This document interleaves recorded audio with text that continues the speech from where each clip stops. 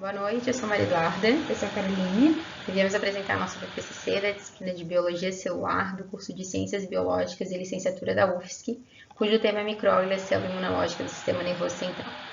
Vamos iniciar explicando sobre a morfologia, vamos passar por bastantes assuntos microgliais e terminar sobre as organelas. Bom, para a gente dar início ao nosso trabalho, falar mais sobre a micróglia, a gente precisa falar da morfologia dela e do potencial dinâmico que ela tem. Como eu tinha dito antes, a micróglia ela tem um potencial dinâmico, ou seja, ela tem algumas formas morfológicas. Aqui a gente tem a forma dela em repouso, onde possui as ramificações alongadas, e a função principal dela é ficar observando o fluido interstical.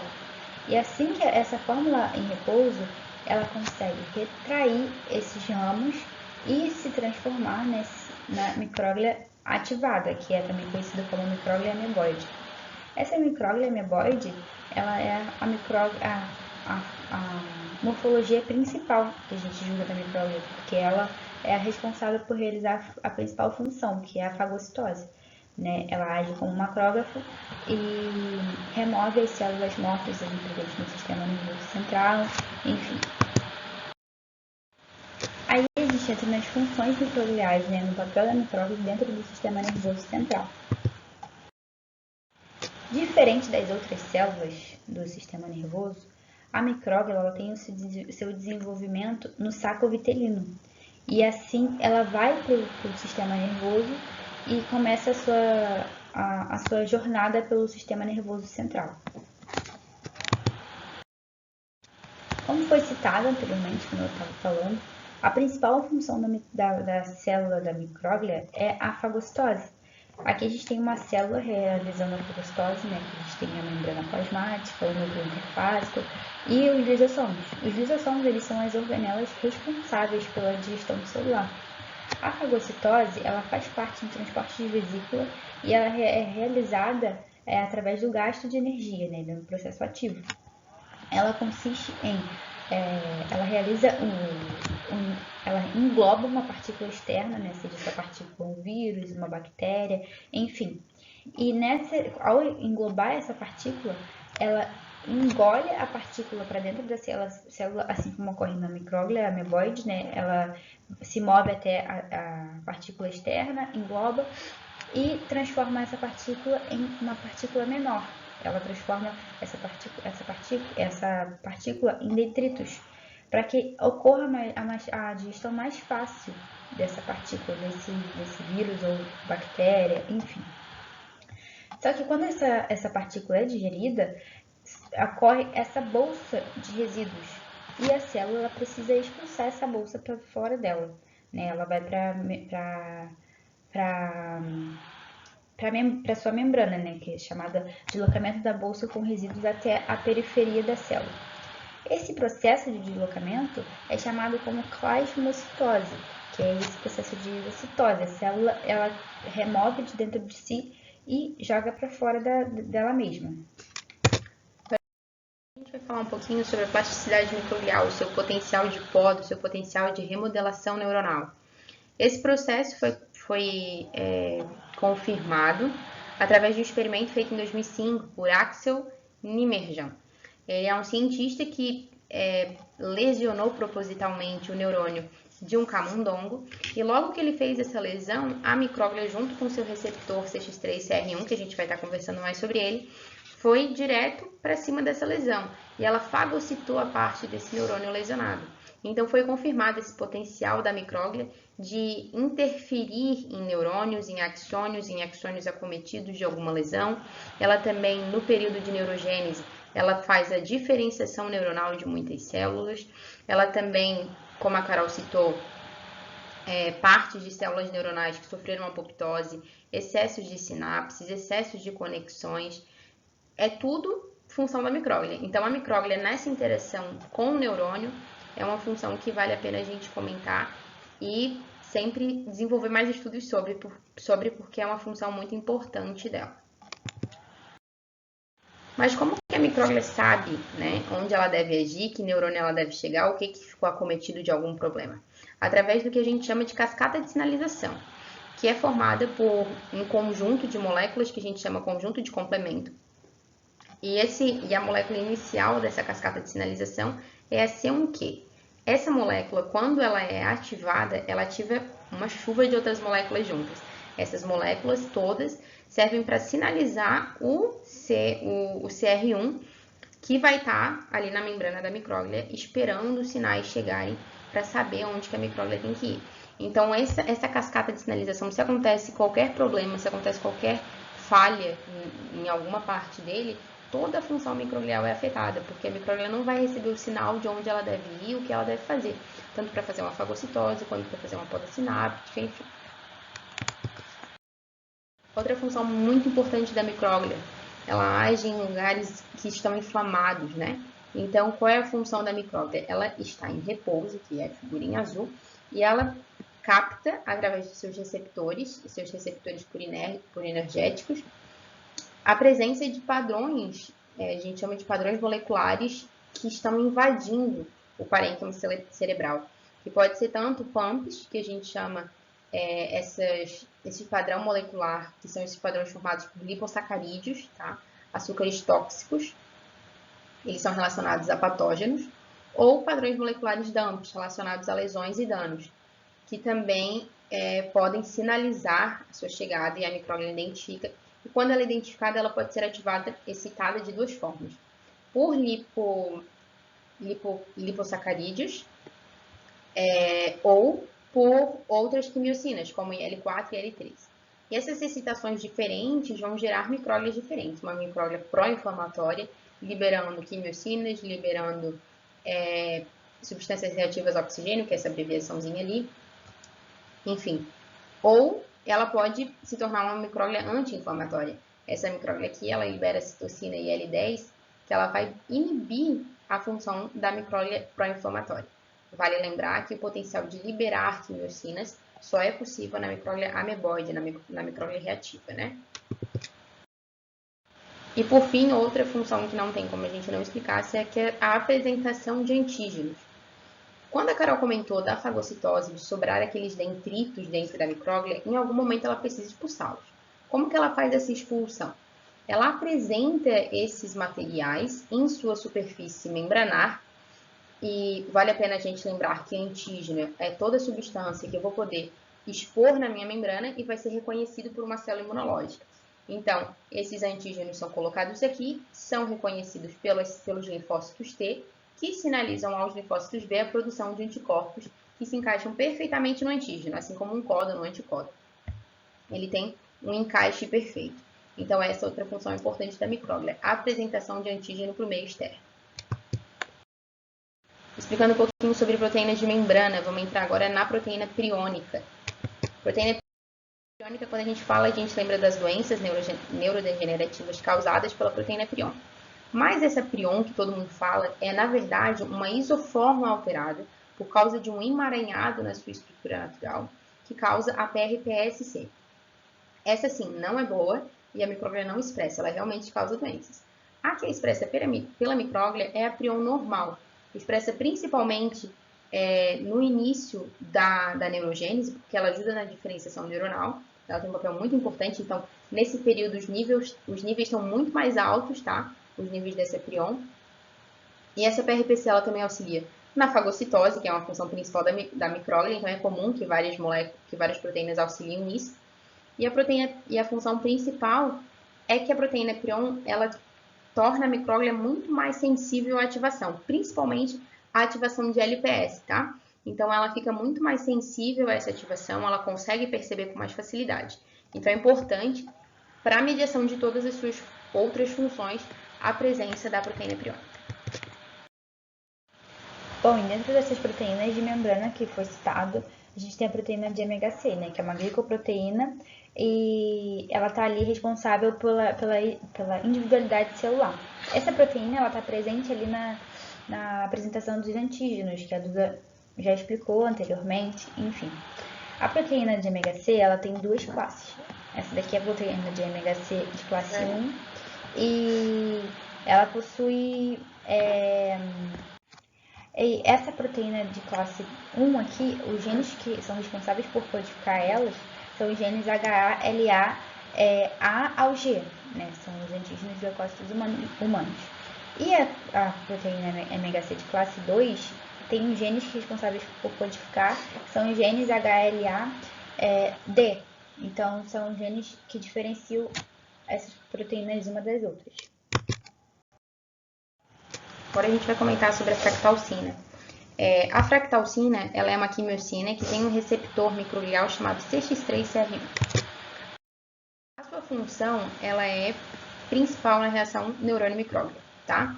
A fractalcina, ela é uma quimiocina, ela é expressa pelo neurônio e ficando ali na membrana do neurônio, ela está analisando o lugar onde ela está, vendo se tem alguma lesão acontecendo. Aconteceu alguma lesão, ela sinaliza para o CX3CR1, o receptor único dela. Ela só tem esse receptor, então ela só tem como sinalizar para esse receptor microglial. Quando ela sinaliza, acontece esse contato. Aqui à direita a gente tem uma reação de um lugar onde teve neuroinflamações. Então, a micróglia ela pode se juntar, tá? E essa aqui é uma via de sinalização, a gente chama de via de sinalização CX3CR1 e CX3CL1. Por que CL1? Porque CL1 é o gene codificante dessa fractalcina.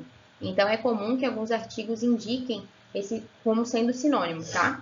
Então, essa via de sinalização é muito importante, ela é controlada pela noradrenalina, tá? Alguns estudos novos afirmaram que a noradrenalina é um hormônio, não que comanda tudo, mas ele tem ligação com a produção de fractalcina, tá? Controla. Então, assim, por exemplo, numa doença de Alzheimer, né? Que é uma doença que tem reação com a micróglia. Por que tem reação? Porque baixou a quantidade de noradrenalina, vai abaixar a quantidade de fractalcina, então a micróglia não vai conseguir realizar essa cura dessas lesões neuronais, por exemplo. Então, é óbvio, a doença de Alzheimer faz sentido quando a gente fala de falhas em sinapses, né? Então, é importante, por isso que outras vezes a gente já comentou desse receptor, que ele não serve só para isso. Ele é um receptor que ele capta informações em outras moléculas também, não só no neurônio, tá? Mas ele consegue receber sinais, tá? Ele não tem essa conexão direta, mas ele recebe o sinal normalmente, como eu falei lá no começo daquela cascata de sinalização. É o CX3CR1 que recebeu esse sinal, tá?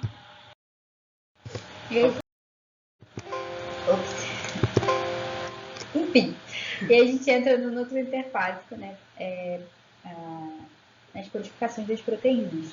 Para a gente explicar um pouco sobre isso, a gente tem que falar sobre o fator de transcrição. Fatores de transcrição são proteínas que possuem dois domínios, né? Um desses domínios é ligado no DNA, dá para perceber aqui na nossa ilustração, e o outro domínio é ligado na RNA polimerase. E é através desses domínios que são controlados como, quando ou aonde que serão transcritos esses genes responsáveis por codificar essas proteínas. Na fractalcina, a gente tem o gene codificante CX3CL1, que foi o gene que a Duda citou anteriormente, e a gente tem a proteína receptora CX3CR1. Já quando a gente fala das proteínas de membrana CD11, o gene codificante dela, essa proteína de membrana CD11, ela está presente ali na fagocitose, tá? Da micróglia. E o gene codificante dele é o SPI1, que tem seu fator de transcrição PU1.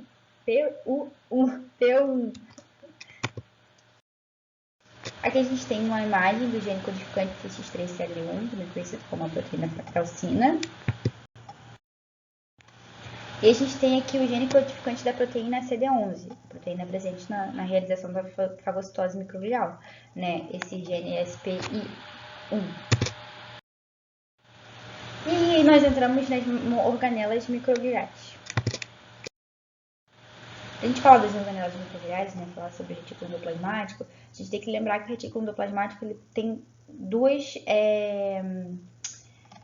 distinções, né? A gente tem um retículo endoplasmático liso, que na micróglia está acoplado no retículo endoplasmático rugoso, e a principal função desse retículo endoplasmático liso é a sintetização dos lipídios, né? Que estão presentes ali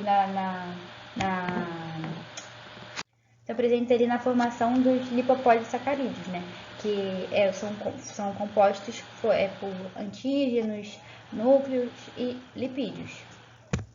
Esses lipopolissacarídeos, eles são os principais responsáveis por manifestar essas infecções que ocorrem, né, em volta da micróglia em si, o que auxilia na ativação da micróglia pró-inflamatória, como a Duda citou lá no início do trabalho.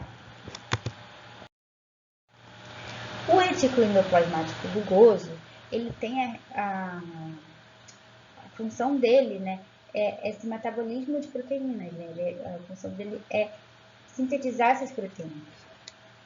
A proteína que é sintetizada no retículo endoplasmático rugoso da micróglia é a proteína de MHC, porque essa proteína está responsável pela apresentação dos antígenos, como foi dito anteriormente, isso aqui. Essa síntese do MHC ela é realizada com o auxílio das chaperonas, né, de proteínas chaperonas, que ajudam na estabilização celular, né? Então, a gente tem aqui também as organelas da micróglia, a gente já conseguiu aqui achar uma imagem de uma lâmina. E aqui a gente tem nas organelas a gente tem aqui o peroxissomos, né? Aqui ao lado a gente tem o retículo endoplasmático rugoso. A gente consegue observar que a quantidade de peroxissomos na célula microglial é abundante, né? Porque um defeito desses peroxissomos acaba evitando, né, acaba impedindo que a célula consiga impedir essa barra esse rompimento da mielina do cérebro. Essa mielina danificada, né, também conhecida na remoção sináptica, ela não consegue realizar essa remoção sem a presença desse peroxissomos, né.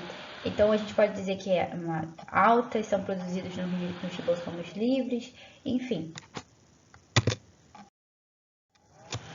Agora a gente vai falar um pouquinho sobre o complexo de Golgi. O complexo de Golgi é uma organela que tem duas faces, tá? A face cis recebendo as vesículas de transferência vindo do retículo endoplasmático rugoso e a face trans, que é por onde saem essas vesículas para o citosol e para a molécula, para o espaço que elas vão ocupar, tá? Pode ser uma proteína, um lipídio, tá? Então, é importante a gente lembrar que é o sítio de maior síntese de carboidratos, mas também serve como uma estação, né, de receber essas vesículas do retículo endoplasmático rugoso e levá-las, né, e deixá-las ir para o citosol, o lugar onde elas realmente vão agir, tá? Quando a gente fala de retículo endoplasmático rugoso e Golgi, é importante a gente falar de transporte vesicular, tá? Aqui vocês podem ver uma endocitose acontecendo por fagocitose e uma exocitose acontecendo do retículo endoplasmático rugoso. E é interessante a gente falar que esse transporte vesicular acontece com a fractalcina, tá? Importante a gente lembrar disso porque a fractalcina é extremamente importante para a micróglia. Sem ela, não consegue ter essa conexão, né? Neurônio-micróglia que a gente conversou. Então, a proteína glicogênio sintase quinase 3-beta é uma proteína que media, tá? Esse nível de produção e secreção de fractalcina. Então, aquela fractalcina que está no Golgi, ela passa pelo Golgi, ela é liberada em vesículas chamadas de vesículas RAB8+, sempre mediada, né? Esse transporte mediado pela GSK3-beta, que é a abreviação daquele nome gigante.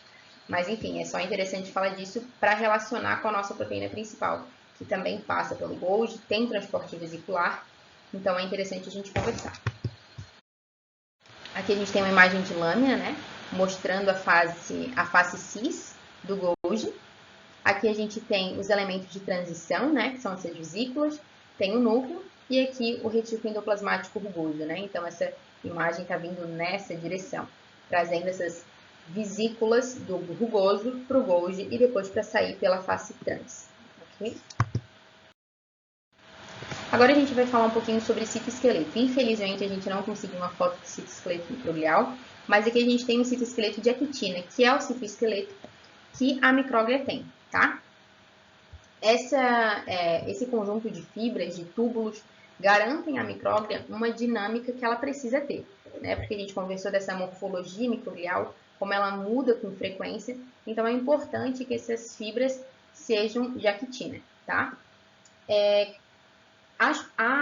Tem um conjunto de 3 proteínas que regulam essas fibras de actina, que são as proteínas exirina, radixina e moesina. A moesina é que tem uma quantidade maior na micróglia e ela trabalha auxiliando nesse movimento microglial, na polarização da micróglia e na quimiotaxia também, porque ela tem alguma interação com a proteína G. Então, assim, o citoesqueleto microglial sendo de actina garante à micróglia a dinâmica que ela precisa, por ela ser uma molécula que tem esse alongamento, esse perfilamento muito comum, migrações. Então, todos esses processos, até mesmo a fagocitose, que envolvem a produção de pseudópodes, por exemplo, são possíveis apenas por causa da presença desse tipo de citoesqueleto. Bom, então a gente vai falar agora um pouquinho sobre a mitocôndria, né, da micróglia. Aqui a gente trouxe algumas imagens da mitocôndria na micróglia. A gente pode dizer que ela é bem abundante e a micróglia ela pode liberar essas mitocôndrias em fragmentos no meio extracelular para poder propagar essa sinalização neuroinflamatória, enfim.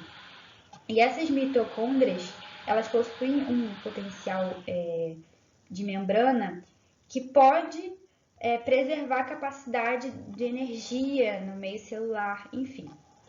As mitocôndrias, elas têm diferenças, né? São as mitocôndrias disfuncionais extracelulares que propagam a lesão ou a inflamação para a micróglia e os neurônios, ativando a micróglia pró-inflamatória, como a gente falou lá antes. Enquanto a mitocôndria funcional extracelular, elas auxiliam na ativação da micróglia anti-inflamatória, né? Que é uma micróglia neuroprotetora. Então, gente, esse foi o nosso trabalho, essa foi a nossa PPCC e é isso. Qualquer coisa, entre em contato e foi muito interessante esse trabalho. Tem as nossas referências. Tem mais, né? A gente tem